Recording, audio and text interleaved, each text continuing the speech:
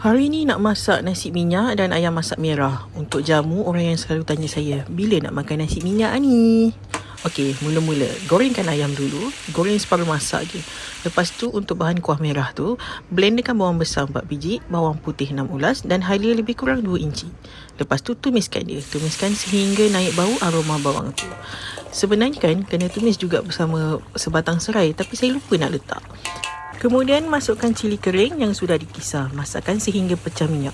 Bila dah pecah minyak, masukkan tomato puri. Kemudian masukkanlah sos tiram, sos tomato dan sos cili.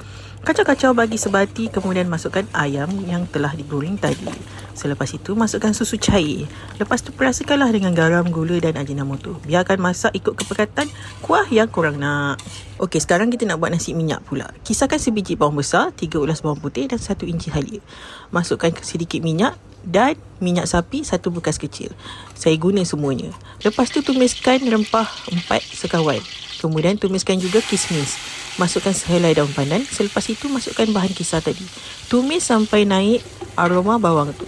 Kemudian masukkan beras basmati yang telah direndam selama 15 minit. Kacau-kacau beras tu bagi semua loncat tu sebati dengan beras. Kemudian masukkan 1 tin susu cair dan air. Air ni ikut sukatan 1 kap beras bersamaan 1,5 kap air. Masukkan garam, kemudian kacau-kacau nasi tu sampailah air tu kering. Masak dengan api sederhana saja. Kacau perlahan-lahan je tau. Bila dah kering, kecilkan api, kemudian tutup periuk dan biarkan masak untuk 30 minit lagi. Jangan buka tutup periuk ni dalam tempoh tersebut. Selepas 30 minit, nasi pun dah masak. Kalau ada bawang goreng, taburlah atas nasi tu. Itulah dia. Siaplah ayam masak merah dan nasi minyak tadi. Lepas tu kan, saya lupa sebenarnya nak rakam time dah hidang nak makan tu. Saya masak ni untuk jamu kawan-kawan datang makan kat rumah. Bila dah semua datang rumah, jadi kelang kabut sikit sampai lupa nak rekod. Side dish lain ada seperti jelatah dan pepper dom tu. Saya buat je. Bolehlah tu kan. Korang imagine je lah macam mana rupa nasi minyak dan ayam masak merah ni. Selamat mencuba. Weh, sedap lah nasi minyak. Kenyang kan? Masuk dalam video TikTok aku ni.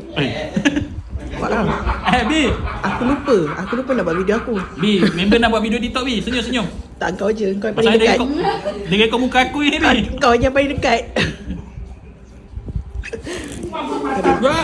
Ya.